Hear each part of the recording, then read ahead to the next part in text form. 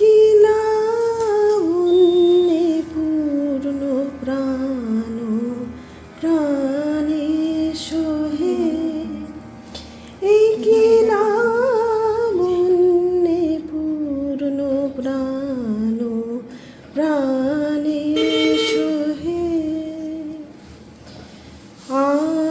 আনন্দ বসন্ত সমাগমে,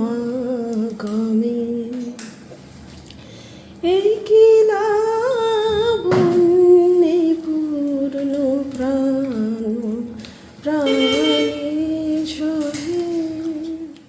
से पूछूं है ऐसा क्यों बेजुबा सा ये जहां है, खुशी के पल कहाँ ढूंढूं है बेनिशा सा वक्त भी यहाँ है। जाने कितने लबों पे गिले हैं, जिंदगी से कहीं फासले हैं। মানসিক চাপ মুক্তি পেতে ডাক্তারের পরামর্শে সন্তান জন্ম দেওয়ার সময় দুই প্রসূতি মা অপারেশন থিয়েটারে গান গাইলেন। অপারেশন টেবিলে গান গাইলেন দুজনেই।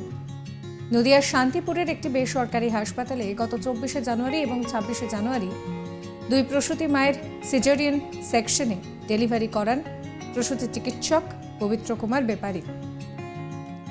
এর আগেও তিনি শান্তিপুর স্টেট জেনারেল হাসপাতালে রোগীর অপারেশন থিয়েটারে অপারেশনের ভীতি কাটাতে গান গাইতে বলেছিলেন সদ্যজাত মাকে। আর সেই দৃশ্যই ক্যামেরাবন্দি করা হলো যাতে ভবিষ্যতে যে কোনো রোগী অপারেশন থিয়েটারে ভয় না পান। তবে আগামী দিনে স্বামী কিংবা পরিবারের অন্যান্য সদস্যরা অপারেশন থিয়েটারে উপস্থিত থাকতে পারবেন কিনা সেই বিষয়ে তিনি বলেন যে সমস্ত হাইজিনিক বিষয় এবং তাদের মানসিক দৃঢ়তার উপরে নির্ভর করবে। তবে একজন চিকিৎসক হিসেবে আমার ক্ষেত্রে কিন্তু কোনো রকম কোনো আপত্তি নেই।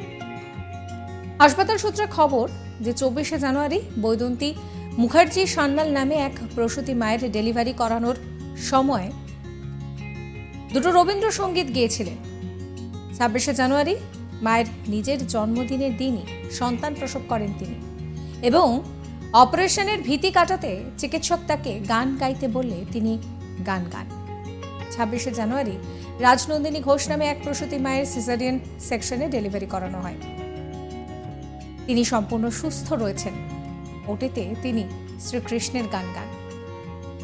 অন্যদিকে নার্সিংহোমের নাম শ্রীকৃষ্ণ নার্সিংহোম, সেখানে আবার কৃষ্ণের জন্ম অর্থাৎ পুত্র সন্তানের জন্ম। রাজনন্দিনী ঘোষ কি বলছেন শোনাবো আপনাদের। এটা আমার দ্বিতীয় সন্তান। সেক্ষেত্রে এখন সুস্থ তো? হ্যাঁ, পুরোপুরি সুস্থ। এই আজকে আপনাকে ওটিতে গান করতে দেখা গেল বা শোনা গেল আর কি, তো সেই গানের ক্ষেত্রে আপনি কি গান করতেন আগে থেকে? হ্যাঁ, আমি ছোট থেকেই গান শিখি, তো গানের সাথে চর্চা আমার আছে। নিশ্চয়ই কোনো স্টেজে বা কোথাও? হ্যাঁ, অনেক স্টেজ পারফরমেন্স, ইনফ্যাক্ট নদিয়া ডিস্ট্রিক্টের মধ্যে চ্যাম্পিয়নশিপও আছে, অনেক প্রাইজও পেয়েছি গানের জগতে। সে তো স্টেজে করেছেন, কিন্তু কখনো ভাবতে পেরেছিলেন ওটিতে করতে হবে? না, আমি এটা এতটা সহজভাবে ভাবতে পারিনি। স্যারের জন্যই স্যার অনেকটা আশ্বাস দিয়েছেন। এই যে এখানে আসার আগে যে চিন্তা ভাবনাটা মাথায় ছিল তার তুলনায় কি মনে হচ্ছে অনেকটাই সহজ এরকম ভাবে? হ্যাঁ, সহজ, সবকিছু মানে সহজ মনে করলেই সহজ। আগামী দিনে কি বার্তা দেবেন যারা নতুন মায়েরা? একদম পজিটিভ সবসময় থাকতে হবে, পজিটিভ এনার্জি নিয়ে আসতে হবে।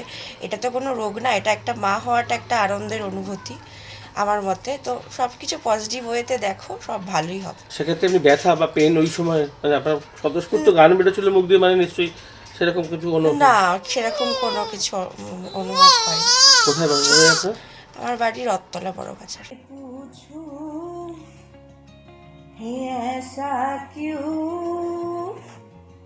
बेजुबा सा ये जहां है, खुशी के पल कहाँ ढूंढूं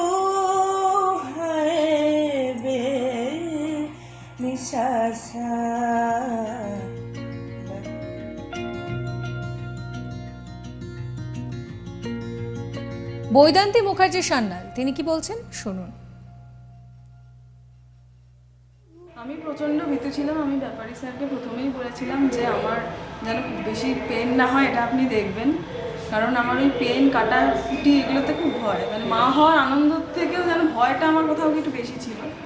তো আমি সেই মতন স্যারকে বলে রেখেছিলাম, কিন্তু অদ্ভুতভাবে মানে আমার 2-3টে বন্ধুবান্ধবের মুখে শুনেছিলাম কারোর ক্যাথেটার লাগানোতে লেগেছে, তো কারোর স্পাইনালে লেগেছে অ্যানাস্থেসিয়ার সময়, কারোর চ্যানেল করতেও কেউ কেঁদে ফেলেছে, মানে এরকম। তো আমার আর কি কোনোটাতেই কিছু লাগেনি। আমি তো অ্যানাস্থেসিয়া বুঝতেই পারিনি যে ওটা অ্যানাস্থেসিয়া হলো। এমনকি আফটার সার্জারি যে অনেকে বলে অ্যানাস্থেসিয়া পাওয়ার চলে গেলে ছটফট করে, ওইটাও আমি ফিল করিনি। অবশ্যই ব্যাপারী স্যারের গুণ, আমি এটা মনে রাখবো। এমনি সার্বিক নার্সিংহোমের পরিবেশ বা সহযোগিতা কেমন ছিল? ভালোই ছিল সবই। আপনি গান করেন কতদিন ধরে? আমি তো ছোটবেলা থেকে গান শিখি। আমার বাবা সঙ্গীত শিল্পী ছিলেন, শান্তিপুরের নাম করা বিশ্বনাথ সান্যাল, সবাই চেনে এক নামে। তিনি মারা গেছেন। তো এর আগে তো নিশ্চয়ই কোনো স্টেজে টেজে করেছেন। অপারেশন থিয়েটারে করবেন কখনো ভাবতে পেরেছিলেন? না, আমি কখনোই ভাবতে পারিনি। একদিন আমার মা হঠাৎ চেম্বারে এসে স্যারকে বলছিলেন যে ওরা ভয় পাচ্ছে, ওকে দিয়ে গান করাবেন। তো তখন ডাক্তারবাবু প্রেসক্রিপশনের ওপর লিখেছিলেন ওটিতে গান শুনবো। এবার তারপর থেকে যতবারই চেকআপে গেছি ডাক্তারবাবু খালি আমাকে রিমাইন্ড করিয়েছেন যে তোর কিন্তু গান শুনবো, এবং এটাই সত্যি হলো। তো এক্ষেত্রে শ্বশুরবাড়ি বা অন্য কারোর কোনো আপত্তি বা কিছু অন্যভাবে দেখা কিছু নয় তো? না, সবাই বলছে হ্যাঁ ভালোই তো, গান গাইতে গাইতে তোর ছেলেও তোর মতো গান করবে, এরকম আর কি সব বলছে। নতুন যারা সন্তান সম্ভবা মায়েরা আসছেন অ্যাডমিট হতে, তাদের জন্য কি বার্তা দেবেন, কি বলবেন? খুব বেশি ভয় পেও না। আমি খুব ভয় পেয়েছিলাম, কিন্তু যতটা ভয়ের ততটা ভয়ের নয়। ডক্টর ভালো তো সব ভালো, এটাই। আর বাকিটা তোমার লাক, আর কি বলবো। এই কি লাবণ্যে পূর্ণ প্রাণ প্রাণে সোহে, এই কি লাবণ্যে পূর্ণ প্রাণ প্রাণে সোহে।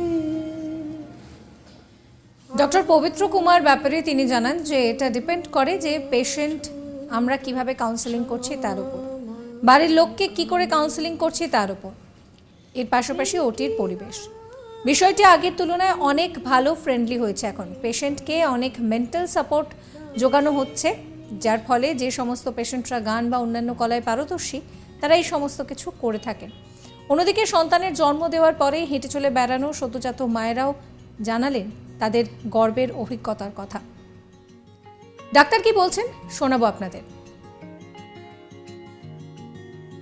শান্তিপুরে আমার কাছে এটা 3 নম্বর। এর আগে হসপিটালে একবার সুন্দর গান গেয়েছিল।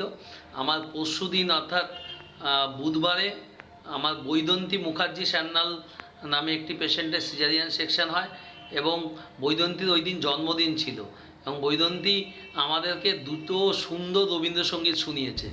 এবং আজকে রাজনন্দিনী ঘোষ তার সিজারিয়ান সেকশন হলো, এবং তিনি চেয়েছিলেন যদি ন্যাশনাল ডেতে অর্থাৎ 26শে জানুয়ারি, তার এমনিতেই বেবিটা ম্যাচিওর ছিল, যদি 26শে জানুয়ারি তার সিজারিয়ান সেকশন হয়।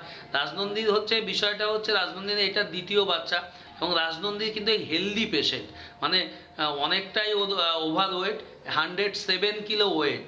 তো এই অবস্থাতে আমরা রাজনন্দির সিজার করলাম, এবং রাজনন্দিনী শ্রীকৃষ্ণ নার্সিংহোমে কৃষ্ণের গান গাইলেন, ভগবানের গান গাইলেন, আর বৈদন্তী গেয়েছিলেন 2টি রবীন্দ্রসঙ্গীত। আপনারা মলয়দার মাধ্যমে এই গান 2টি শুনুন এবং এনজয় করুন যে ওটির পরিবেশ কতটা ভয় ভীতিহীন থাকলে যে এত সুন্দর সুরেলা গলায় গান গাওয়া যায়।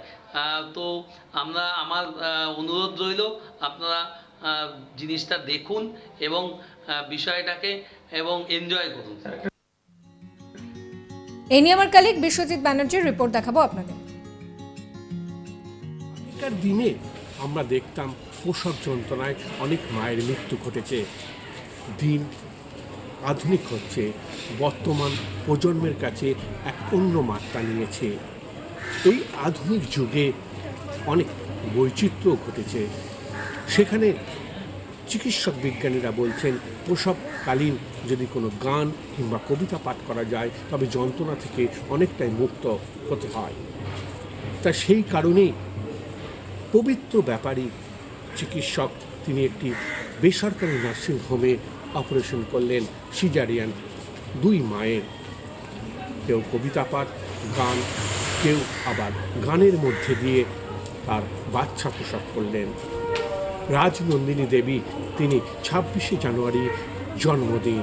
সেই জন্মদিনেই তিনি পুত্র সন্তান করলেন এবং অপারেশন থিয়েটারে তিনি গানও গাইলেন। এই অনবদ্য গানে যেমন নার্স থেকে আরম্ভ করে চিকিৎসকদের একটা মনোরম পরিবেশের সৃষ্টি হয়, তেমনি রুগী সে প্রসবকালীন বেদনাটাও ভুলে যেতে পারেন। এমনই চিন্তা ভাবনা যাতে ঘটে সেই কারণেই এই ধরনের অপারেশন। এবং যত আধুনিকতার মধ্যে দিয়ে আমরা চলব, সেই থেরাপি, গানের থেরাপি কিংবা কবিতার থেরাপি করলে অনেকটাই ব্যথা থেকে নির্মূল হতে হয়।